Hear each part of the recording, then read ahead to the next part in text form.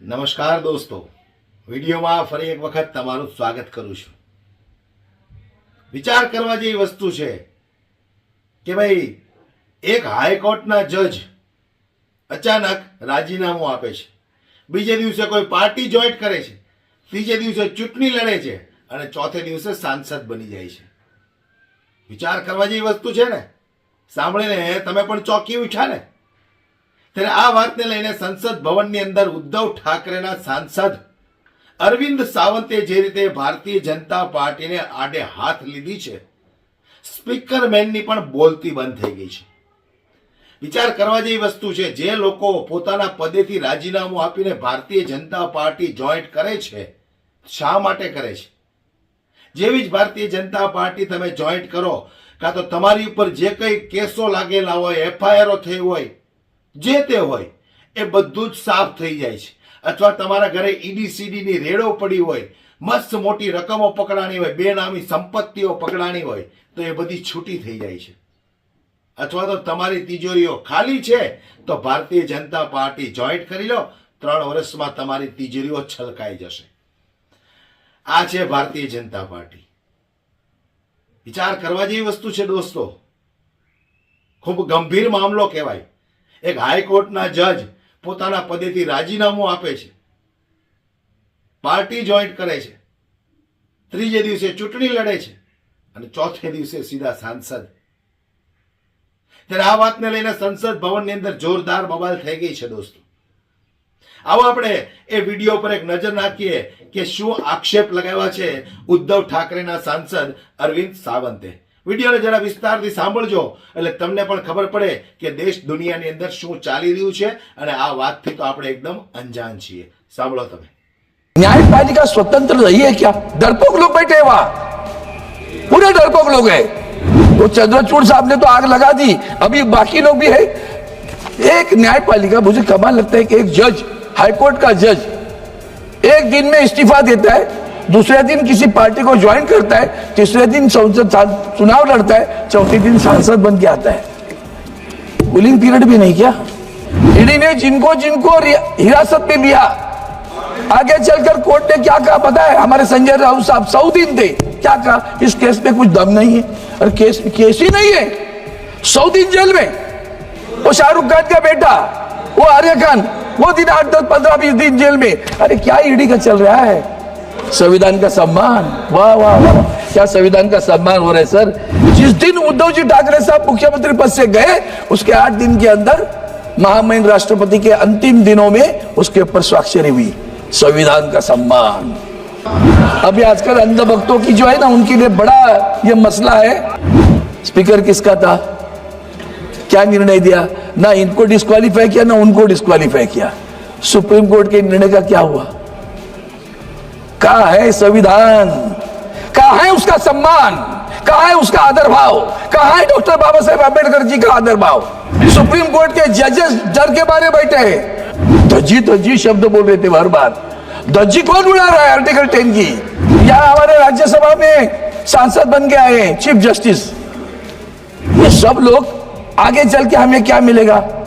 तो उसके लिए तड़पते रहते हैं। धर्म में भक्ति आत्ममोक्ष का मार्ग हो सकता है, पर राजनीति में भक्ति या पूजा पतन तथा अंततः तानाशाही का एक निश्चित मार्ग है। समझने वाले को इशारा काफी है।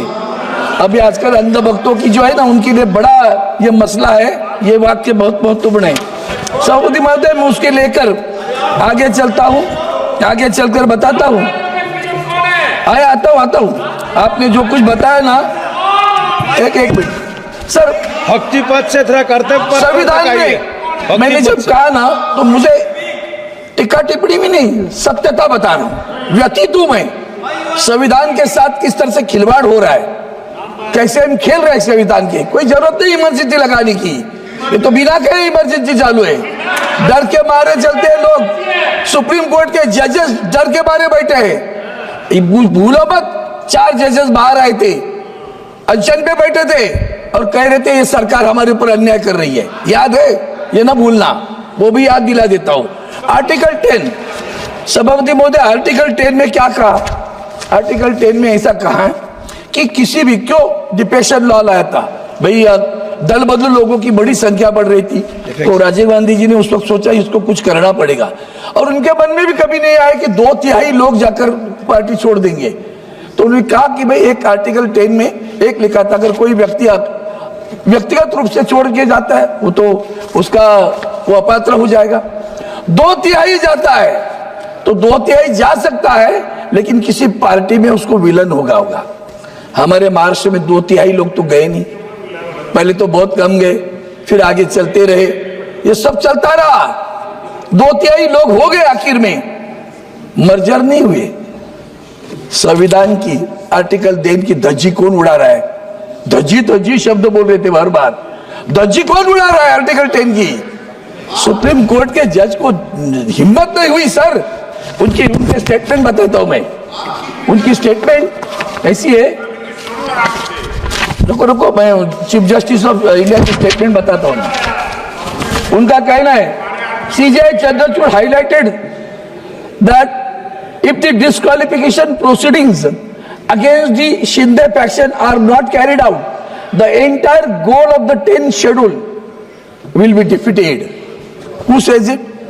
सुप्रीम कोर्ट के जज चंद्रचूड़ साहब। उसके आगे क्या कहते हैं और भी कहता हूं, the governor cannot impart legitimacy to a defecting faction of a political party by enabling them to form a government through unconstitutional means.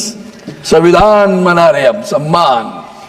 Chief justice कह रहा है, the governor cannot impact legitimacy to a defective faction of a political party by enabling them to form a government through an unconstitutional means. Further, being an executive appointee, the governor has no role to play a legislative issue.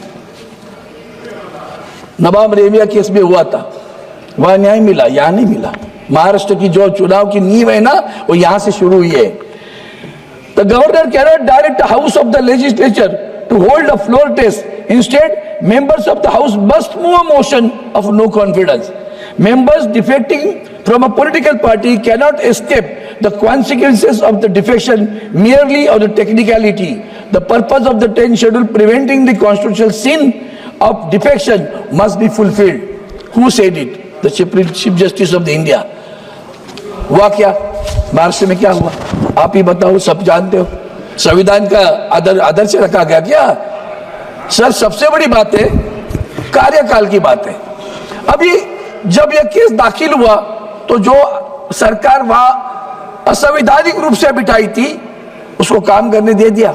सब unconstitutional, he made stricture number of strictures he made, this is unconstitutional, this is unconstitutional, but giving oath is a constitutional. The chief minister was given an oath, and then the government functioned. अब government चालू हुआ, case का निर्णय कब लगना चाहिए? 2-2.5 वर्ष के समय में, जब तक उनका कार्यकाल नहीं समाप्त होता है तब तक लगना चाहिए, नहीं लगा। उन्होंने स्पीकर को भेज दिया। स्पीकर किसका था? क्या निर्णय दिया? ना इनको डिस्क्वालीफाई किया, ना उनको डिस्क्वालीफाई किया। सुप्रीम कोर्ट के निर्णय का क्या हुआ? कहाँ है संविधान? कहाँ है उसका सम्मान? कहाँ है उसका आदर भाव? कहाँ है डॉक्टर बाबा साहेब अम्बेडकर जी का आदर भाव? आदर भाव नहीं है सभापति महोदय। सभापति महोदय, गवर्नर साहब, ये इनका जो गवर्नर साहब के बारे में बता दो, संविधान की बात करते हो। अब हम देख रहे बिल पास किए जाते हैं। हमारे महाराष्ट्र में आदरणीय उद्धव जी ठाकरे साहब मुख्यमंत्री थे, तब एक बिल पास किया, वो मुंबई के चालों के बारे में 50-500 स्क्वायर फुट के लिए नो प्रॉपर्टी टैक्स करके था। बिल पास हुआ, विधानसभा में हुआ, विधान परिषद में हुआ, राज्यपाल ने साइन की, यहां पड़ा राष्ट्रपति महोदय के पास। तब तक नहीं मंजूर हुआ जब तक वहां सरकार नहीं गिरी। सब जिस दिन उद्धव जी ठाकरे साहब मुख्यमंत्री पद से गए, उसके 8 दिन के अंदर महामहिम राष्ट्रपति के अंतिम दिनों में उसके ऊपर स्वाक्षरी हुई। संविधान का सम्मान। शक्ति कायदा कानून पास किया, शक्ति कानून नारियों के लिए पढ़ा है, अभी भी विधानसभा में पास हुआ, विधान परिषद में पास हुआ, महामहिम राज्यपाल ने स्वाक्षरी की, अब पढ़ा है। यह बिल पास करने के बाद कितने दिन, मतलब कितने महीने राज्यपाल रख सकते? तमिलनाडु के लोग भुगत रहे, वो हम भी भुगत रहे, हमने देखा है। कोई पाबंदी है? मन मर्जी। नॉमिनेशन होते हैं 12, जैसे यहां भी होते हैं राज्यसभा में महामहिम राष्ट्रपति के अनुसार 12 लोगों को वहां भी निर्वाचित किए जाते, नामनियुक्त किया जाते। 12 लोगों को नाम दिया गया राज्य की सरकार ने। इस राज्यपाल कहां से बिठा है? कौन बिठाता है राज्यपाल महोदय को? वह बैठे 12 लोगों की नाम सूची देने के बावजूद भी अंत तक 2.5 बरस तक राज्यपाल महोदय ने साइन नहीं की, और अभी 7 लोगों की साइन करके भेजे। ये तुम्हारे संविधान का सम्मान है। सभापति महोदय, कोर्ट में मुझे तो कभी कभी लगता है कि न्यायपालिका स्वतंत्र रही है क्या? डरपोक लोग बैठे हैं वहां, पूरे डरपोक लोग हैं। वो चंद्रचूड़ साहब ने तो आग लगा दी, अभी बाकी लोग भी है। एक न्यायपालिका, मुझे कमाल लगता है कि एक जज, हाईकोर्ट का जज, एक दिन में इस्तीफा देता है, दूसरे दिन किसी पार्टी को ज्वाइन करता है, तीसरे दिन संसद चुनाव लड़ता है, चौथे दिन सांसद बन के आता है। कूलिंग पीरियड भी नहीं किया। तो न्यायपालिका पर बैठे उन्होंने क्या निर्णय दिया होगा? दूसरे न्यायाधीश यहां हमारे राज्यसभा में सांसद बन के आए हैं, चीफ जस्टिस। ये सब लोग आगे चल के हमें क्या मिलेगा, तो उसके लिए तड़पते रहते हैं।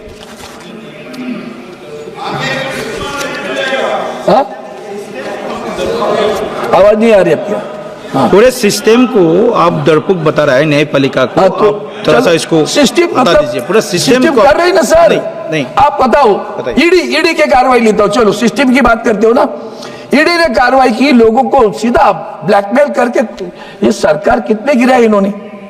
जैसे गोवा में क्या हुआ, महाराष्ट्र में क्या हुआ, अन्य राज्यों में क्या हुआ, अन्य बहुत सारे राज्यों में ईडी की सहायता से नहीं। ईडी ने जिनको हिरासत में लिया, आगे चलकर कोर्ट ने क्या कहा पता है? हमारे संजय राउत साहब 100 दिन थे, क्या कहा? इस केस में कुछ दम नहीं है। अरे केस ही नहीं है, 100 दिन जेल में। वो शाहरुख खान का बेटा, वो आर्य खान, वो दिन 8, 10, 15, 20 दिन जेल में। अरे क्या ईडी का चल रहा है? संविधान का सम्मान, वाह वाह वाह वाह, क्या संविधान का सम्मान हो रहा है सर। मैं आपको और दूसरे उदाहरण देता हूँ, ईडी कैसे करती है। उसके बाद में हमारे लेबर से आज हमारे कर्मचारी बेरोजगार, कितनी बेरोजगारी बढ़ी। All PSUs have been destroyed, ध्वस्त कर दिया सभी सार्वजनिक उद्यमों को। नौकरियां कहाँ हैं? अब नौकरियां सरकारी नहीं और PSUs में नहीं रही तो आरक्षण कहाँ रहेगा? प्राइवेट में सभी कॉन्ट्रैक्टर फिक्स टर्म 2 बरस के लिए नौकरी लगेगी, ये आंकड़ा देंगे, रोजगार हो गया। और एम्प्लॉयड एक्सचेंज को बर्बाद कर दिया। एम्प्लॉयड एक्सचेंज एक्ट आज भी है, उसको रिपील नहीं किया है, इनको नहीं पता, तो बस वो चल रहा है। लोग बेरोजगार घूम रहे, नौकरी नहीं है, रोजगार नहीं है। काय का रोजगार है? रोजगार अभी अपने देश से कितने बच्चे बाहर क्यों जा रहे हैं? कभी सोचा इसका? क्यों जाते हैं हमारे बच्चे बाहर? पढ़ाई के लिए जा रहे, जॉब के लिए जा रहे। आज सुबह वो सारे जो विषय आ रहे, खास करके मिडिल ईस्ट में, वहां जाके या थाईलैंड में जाकर, थाईलैंड में जाकर सीधा जेल में भेज देते। इतना डर लग रहा है वो। ये सब जो हो रहा है, क्यों जा रहे हैं? Because there is no job in India, no permanent job. और जॉब है तो भी आप अगर इंजीनियर हो तो उसको कहेंगे 10,000 में काम करो, तो उसकी शिक्षा का क्या होगा? તો આ વિડીયો બાબતે તમારું શું કહેવું છે મને કોમેન્ટ બોક્સમાં જરૂરથી જણાવજો, અને વિડીયોને વધુમાં વધુ શેર કરો, દરેક લોકો સુધી પહોંચે, દરેક લોકોને ખ્યાલ આવે કે સંસદ ભવનની અંદર કેવા કેવા પ્રશ્ન ઉઠે છે અને એની સામે ભારતીય જનતા પાર્ટીની બોલતી પણ બંધ થઈ જાય છે। નમસ્કાર।